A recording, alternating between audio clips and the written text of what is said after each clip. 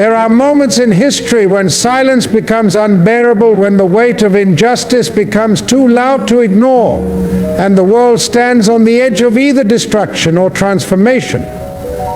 In such moments, it does not take an army. It does not take wealth. It takes one voice, calm, unwavering, and filled with the truth of suffering. Tonight, I do not ask you to listen for entertainment. I ask you to listen with your soul. Because once a man spoke not with thunder, but with purpose. And in that single moment, the weak stood taller, the broken found strength, and the young stopped waiting for freedom to arrive. They stood up and claimed it. This is not a story of one man. It is the echo of 1,000 unheard cries. The birth of a generation that chose to rise, because one voice reminded them of who they truly were. Stay with me, because what you are about to hear is not just a speech, it is a spark. They said one voice could not change the course of a storm. They said a single person without weapons or armies could never shake the foundations of an empire built on silence. But when truth is spoken with conviction, it becomes more than sound, it becomes a force. I have seen how words spoken not in anger but in courage can loosen chains, unlock minds, and tear down the walls we are told to live behind. When a person rises and dares to speak, not for themselves but for those who cannot, something remarkable happens.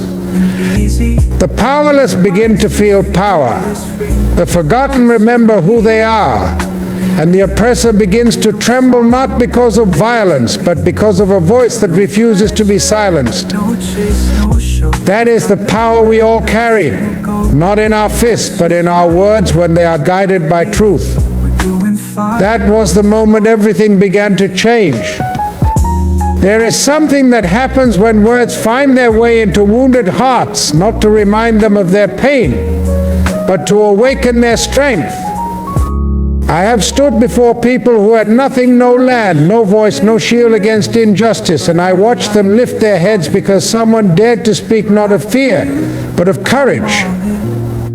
A voice steady and full of fire does not need to shout to be heard. It only needs to carry truth. And when that truth reaches those who have been made to feel small, it stirs something deep inside, the belief that they were never meant to crawl, but to stand. When people hear words that honor their struggle and call them by their true name, human, worthy, equal, they begin to rise. Not just in protest, but in purpose. And no force on earth can silence a soul that has awakened. That was the day fear began to fall. In a world divided by color, by language, by the scars of history, it is easy to believe that we are meant to remain apart. But I have learned that unity is not born in comfort, it is born in struggle. And the one who speaks for the broken must also speak for the one who broke them, not to excuse, but to heal. When a voice rises not with hatred, but with the strength to forgive, it disarms those who built their power on fear. I have seen enemies lower their weapons, not because they were defeated, but because they were understood. Reconciliation is not weakness. It is the highest form of courage. It takes greater strength to build a bridge than to throw a stone. And when that voice called us not to vengeance, but to shared dignity, the walls we were told would never fall began to tremble. That was when unity began to grow.